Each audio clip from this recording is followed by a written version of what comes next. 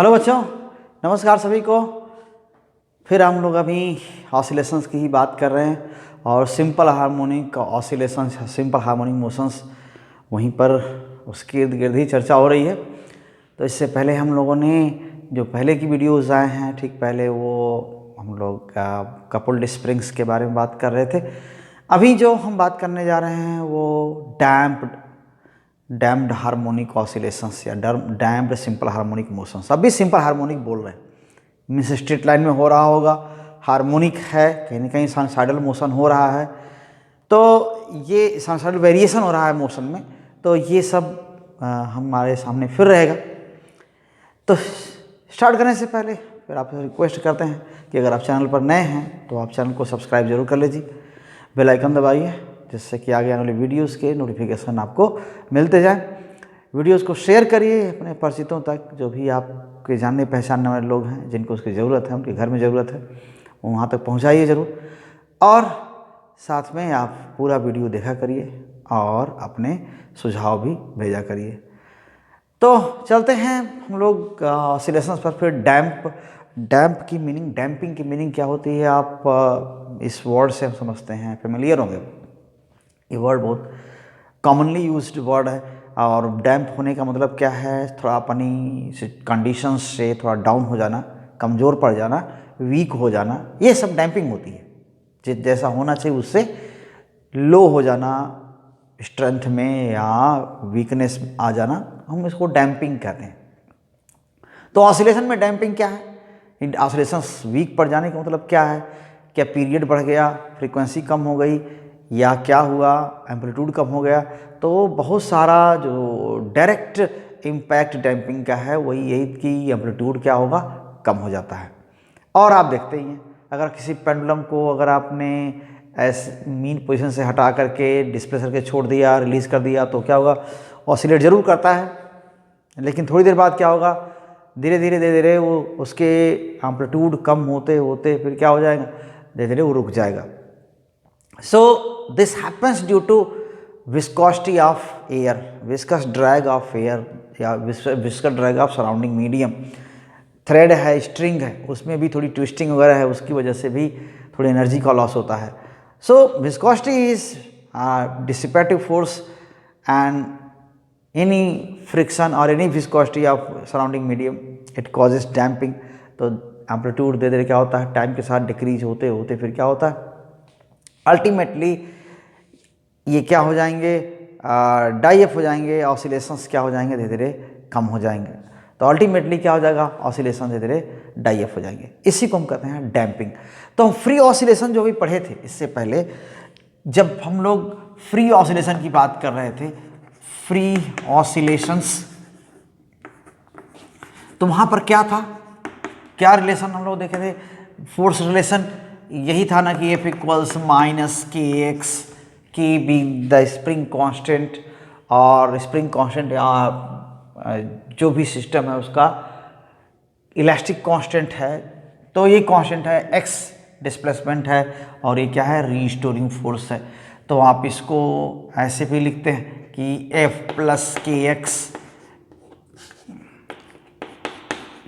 F plus के x equals 0, और ये एम ओमेगा, सॉरी, ये एम ए प्लस के एक्स इक्वल्स 0। एंड तो फ्री ऑसिलेशंस में यही था, D D T of x square plus के एक्स। एक्स क्या है, डिस्प्लेसमेंट है, ठीक है, किसमें, सिंपल हार्मोनिक मोशन में डिस्प्लेसमेंट है। So x is instantaneous displacement,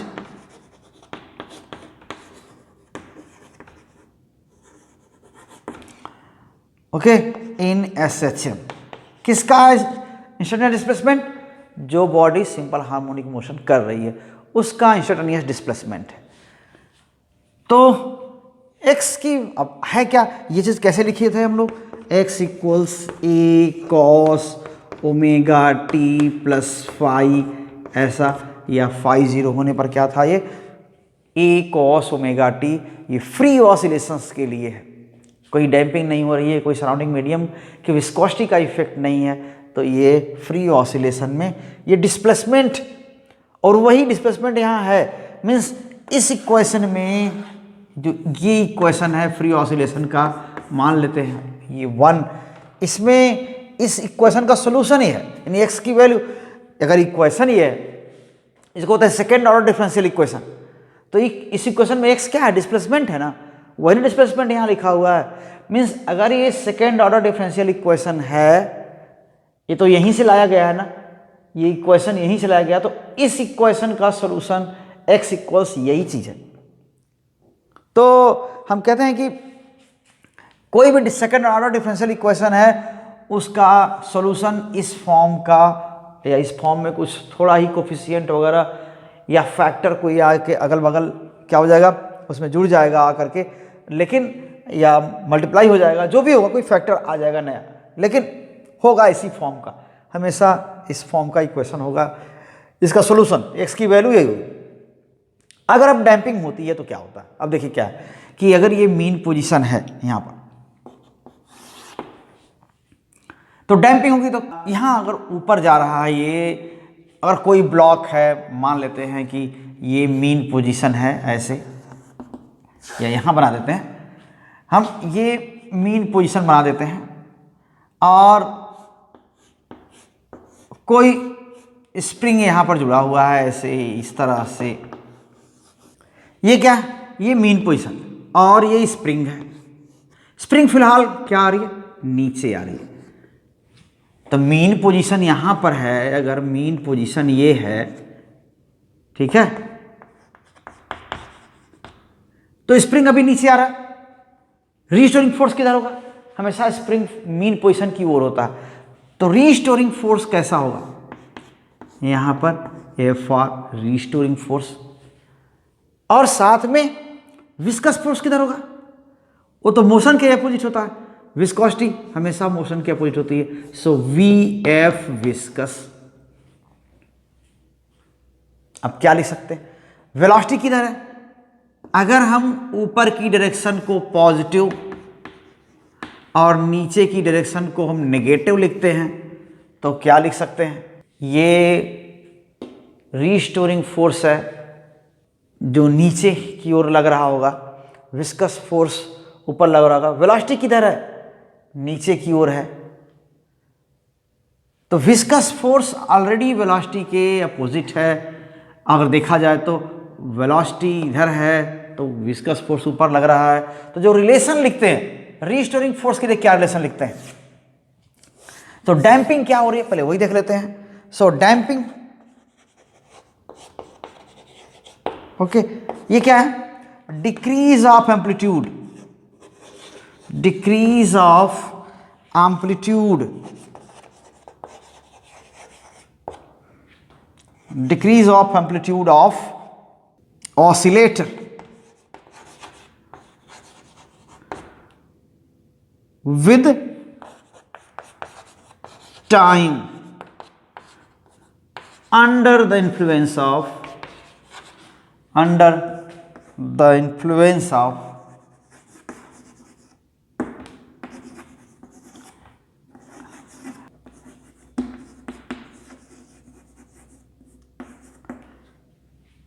viscous force of surrounding medium or other factors।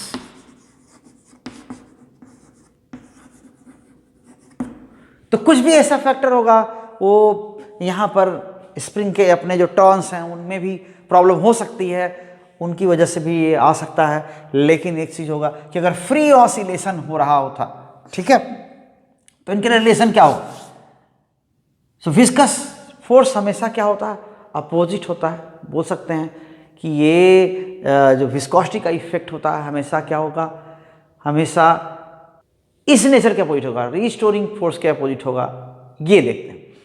तो जो रिलेशन होगा वो क्या होगा, ये कह रहे हैं कि फॉर फ्री ऑसिलेशन आप जानते हैं क्या होगा, -kx, ये स्प्रिंग की वजह से है ना, F स्प्रिंग, और विस्कस फोर्स क्या है, force of viscosity, force of viscosity, ये क्या होगा, एफ वी, ये हमेशा क्या होगा, कह रहे हैं वेलोसिटी के हमेशा अपोजिट होता है, तो माइनस बी वी, ये वेलोसिटी का अपोजिट होगा। तो बी क्या है, फैक्टर है, factor depending upon nature of medium, depending upon nature of surrounding medium, surrounding medium, ऐसा होगा। तो इनमें से अगर हम इसको देखें, ये दो फोर्सेस लग रहे हैं, साइन कन्वेंशन ऑलरेडी यूज किया गया है। अगर ये फोर्स ऊपर या नीचे जैसे भी होते हैं तो उनको हम साइन के साथ अगर ऐड करते हैं तो नेट फोर्स क्या हो जाएगा, नेट फोर्स क्या हो जाएगा, F equals F S spring force plus F V viscous force, ये दोनों फोर्स हो जाएंगे।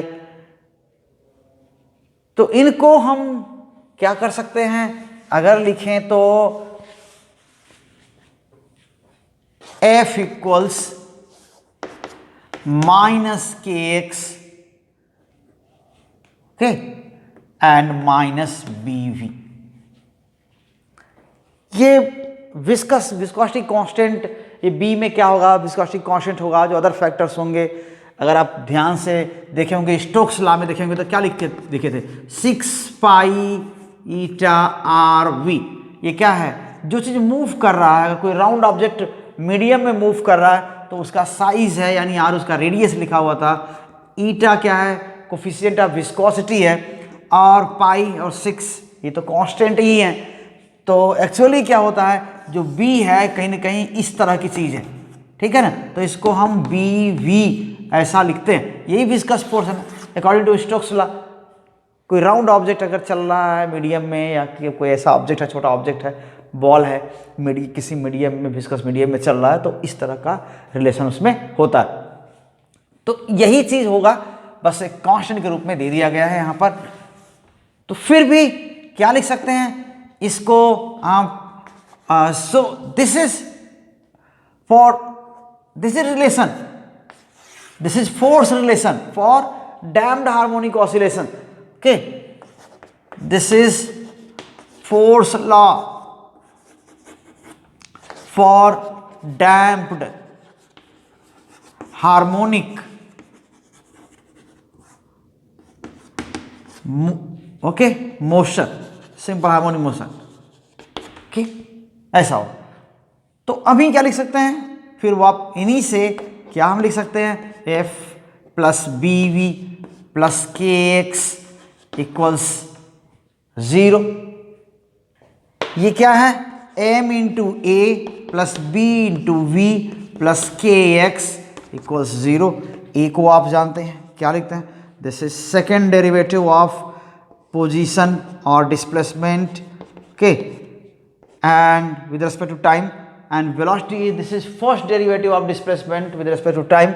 So b ये क्या है, d dt of x, ये velocity है, और ये क्या है, kx।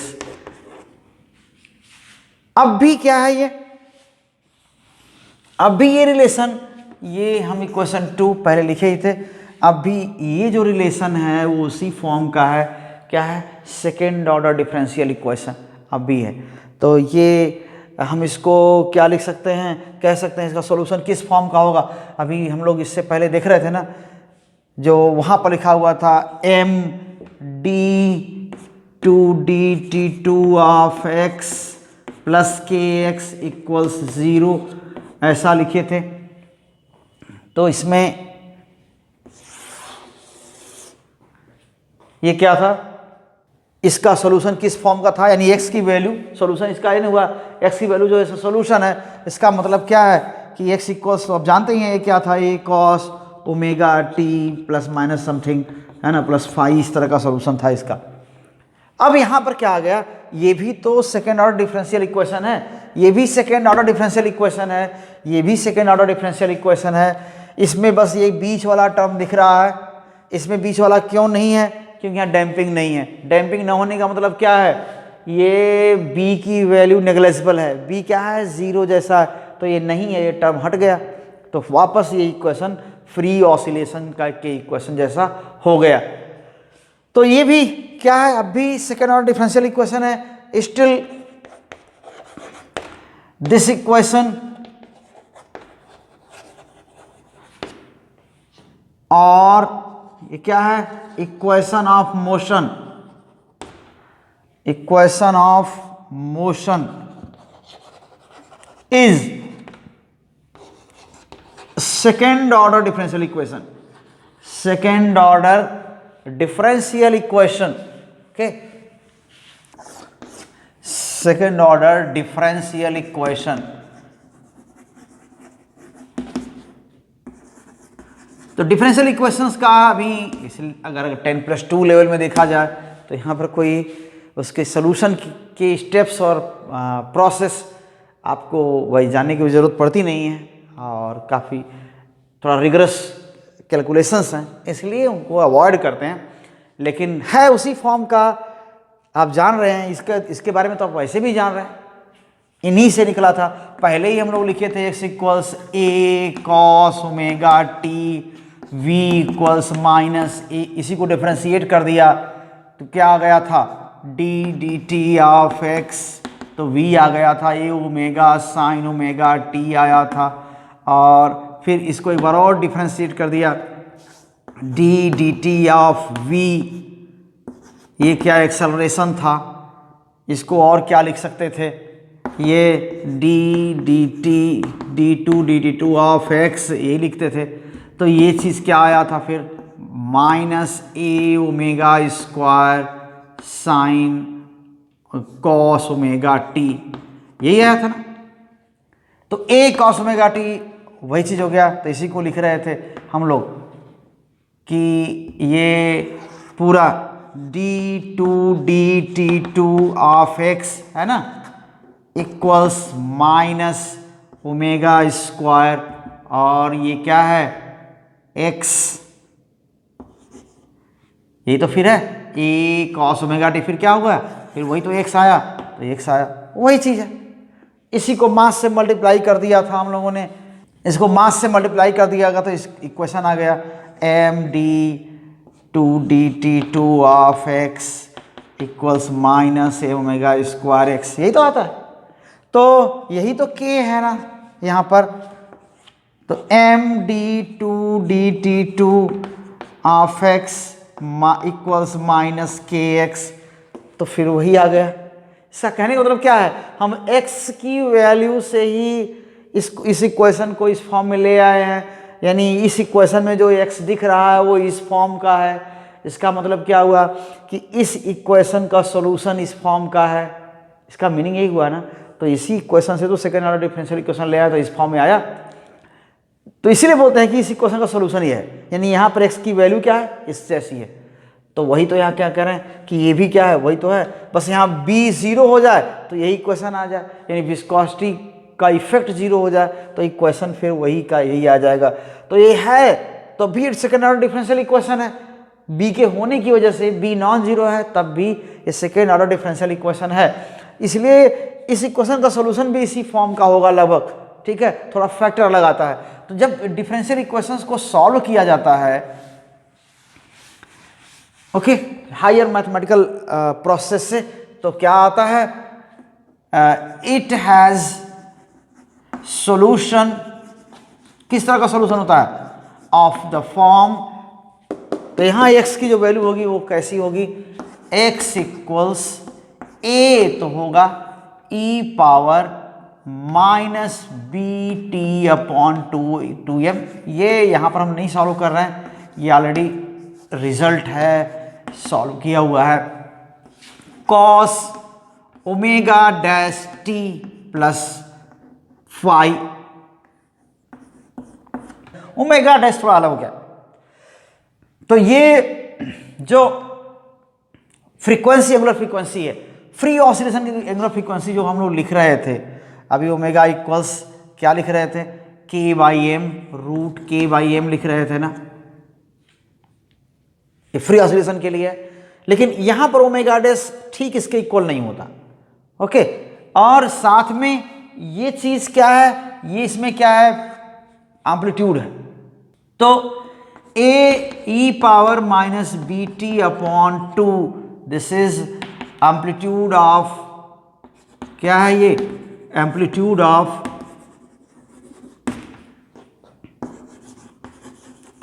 Damped harmonic oscillation.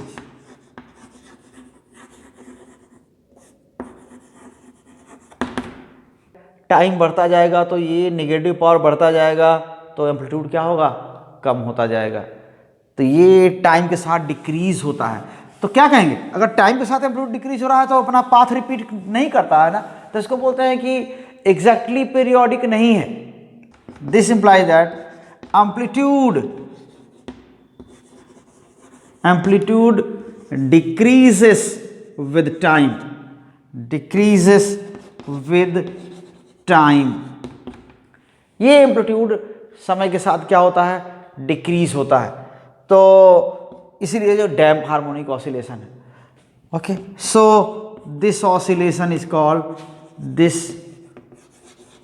Oscillation is called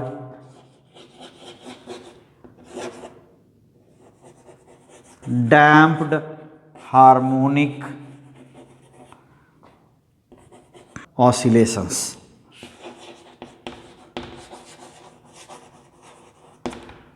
simple harmonic oscillations है, तो डैम्प्ड हार्मोनिक का कह रहे हैं तो आप सिंपल हार्मोनिक ही जानिए। तो ये टाइम डिपेंडेंट एम्पलीट्यूड। सो डैम्प्ड हार्मोनिक ऑसिलेशन क्या है, डैम्प्ड हार्मोनिक ऑसिलेशंस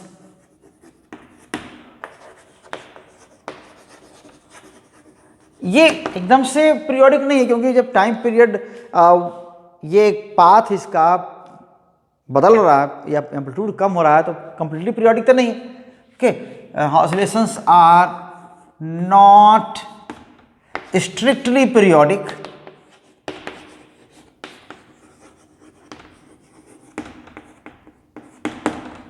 ये स्ट्रिक्टली पीरियोडिक मोशन नहीं है, कह रहे हैं। तो ये जो एम्पलीट्यूड है वो कौन, यहाँ पर जो एम्पलीट्यूड लिख ही रहे हैं, तो amplitude equals A E power minus B T upon 2m। तो टाइम डिपेंडिंग है, ये कह रहे हैं टाइम के साथ डिक्रीज हो रहा है। अगर इस फ्रीक्वेंसी क्या आती है, एंगुलर फ्रीक्वेंसी क्या है, angular frequency, angular frequency of such oscillations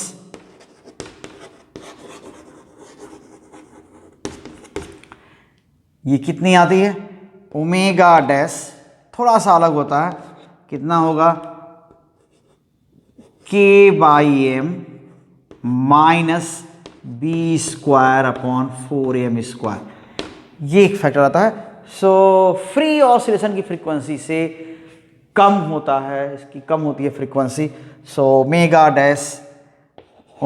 dash is slightly less than omega, free oscillation की, जो फ्री ऑसिलेशन की एंगुलर फ्रीक्वेंसी उससे कम होता है। जितना पीरियड होना चाहिए, क्या होना चाहिए, थोड़ा सा बढ़ जाएगा। तो ये जो ऑसिलेशंस हो रहे हैं उनका जो पीरियड है वो काफ़ी, ये जो ऑसिलेशंस हैं उनका एम्पलीट्यूड डिक्रीज होता है समय के साथ।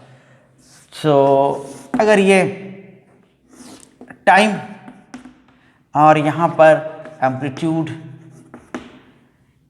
ये देखें, तो ये जो डिस्प्लेसमेंट है x कितना है टाइम के साथ, तो स्टार्टिंग में तो रहता है बड़ा कि हाँ ठीक है ऐसे ये ऑसी जा रहा है यहाँ पर, फिर धीरे धीरे क्या होता है, ये एम्पलीट्यूड कम होते होते फिर और छोटा, और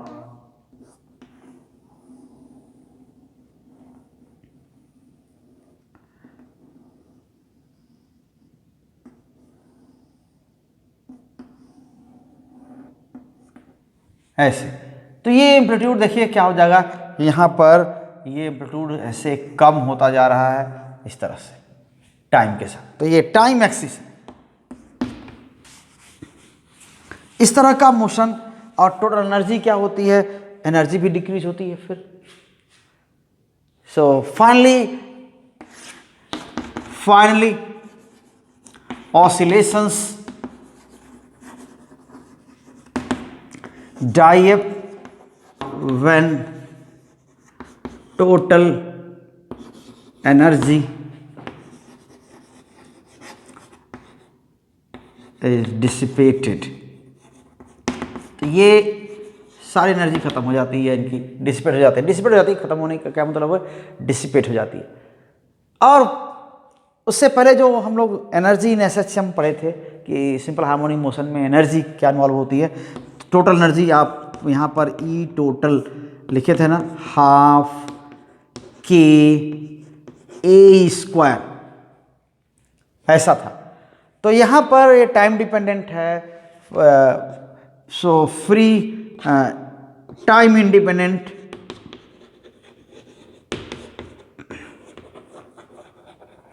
for free oscillations, free oscillations, ठीक। लेकिन क्या हो जाएगा, ये यहाँ तो टाइम डिपेंडेंट है नहीं, यहाँ पर क्या एनर्जी हो जाएगी, इंस्टैन्टेनियस एनर्जी अब लिखेंगे। So instantaneous energy and this is equals, अब ये टाइम पर डिपेंड करेगा।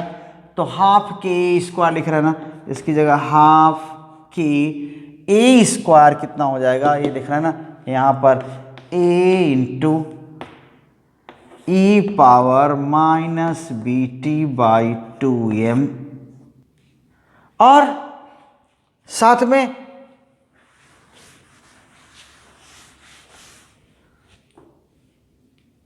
ई T equals half K A square E power -2bt upon 2m, और E T equals half K A square E power -bt upon m। तो ये हो गए energy relation damped harmonic oscillations के लिए। तो ये रिलेशन हो गए जो सिंपल हार्मोनिक मोशन में डिस्प्लेसमेंट, एम्पलीट्यूड, एनर्जी, इन चीज़ों का ध्यान रखना चाहिए। टाइम के साथ कैसे वेरिएशन हो रहा है ये सामने दिखाया गया है। तो होप आपको समझ में ज़रूर आया होगा। बहुत सिंपल चीज़ है, इसको और कुछ नहीं बहुत लेना की बड़ी चीज़ हो गई। एक डैम्पिंग फैक्टर आ गया, बी वी आ गया, और हमेशा एक जो V है ये नेगेटिव है। आप देखेंगे ना तो रिस्टोरिंग फोर्स के हमेशा जो टर्म बी वी आता है वो हमेशा अपोजिट ही होता है, क्योंकि जब भी यहाँ पर ऑसिलेशन हो रहा है, अगर देखें यहाँ पर तो ये बी वी, ये क्या है, माइनस बी वी ना, माइनस बी वी, ये एफ, तो ये V के अपोजिट है। ये जो विस्कस फोर्स है V के अपोजिट है। तो इसको देखेंगे तो क्या होगा, एफ आर के अपोजिट है, यही ना कहा जाएगा। तो जो BV का रिलेशन है वो एफ आर और BV वो अपोजिट डायरेक्शन में है। तो अगर वही क्या हो रहा होता, अगर सोचिए कि अगर ये यहीं पर होता, ऊपर जा रहा होता, तो रिस्टोरिंग फोर्स क्या होता, रिस्टोरिंग फोर्स नीचे होता। ये तो वैसे तब भी नीचे होगा, मीन पोजीशन की ओर होगा। और जब ऊपर जा रहा होगा तो विस्कस फोर्स क्या होगा, नीचे होगा, क्योंकि मोशन तो ऊपर हो रही है। तो रिस्टोरिंग फोर्स भी नीचे, विस्कस फोर्स भी नीचे। V क्या है, ऊपर है, V पॉजिटिव है। जब रिस्टोरिंग फोर्स की डायरेक्शन नीचे है तो तो ये जो V पॉजिटिव है तो BV फिर क्या हो गया, नेगेटिव हो गया। तो इसलिए हम इसको यहाँ पर देखते हैं कि हमेशा BV, जो टर्म BV है वो क्या होगा, अपोजिट ही होगा। तो इस तरह से हम वी और एफ को अगर रिलेट करते हैं तो देखते हैं कि नहीं ठीक है, जो टर्म वी वी है, जो वी है वो क्या होगा, ये इस विस्कस फोर्स के जो विस्कस फोर्स आ रहा है, ये जो रिस्टोरिंग फोर्स है और वी है, उनकी वजह से ये हमेशा इस तरह का रिलेशन बनता है। ठीक है, कि जो टर्म वी वी है वो देखेंगे तो हमेशा इसके अपोजिट ही पाया जाएगा। किसके? एफ के, एफ आर रिस्टोरिंग फोर्स के, स्प्रिंग फोर्स के, इसके अपोजिट पाया जाएगा, या रिस्टोरिंग फोर्स के अपोजिट पाया जाएगा। तो इस तरह से ये पार्ट ख़त्म हो गया। और आगे जो एक चीज़ और अभी है फोर्स्ड ऑसिलेशन, उसकी बात हम अगले वीडियो में करेंगे। और इसमें जो भी आपको डाउट हो या किस तरह का सुझाव हो तो हमारे तक ज़रूर पहुंचाइए। तब तक के लिए बहुत बहुत धन्यवाद। All the best. Thank you.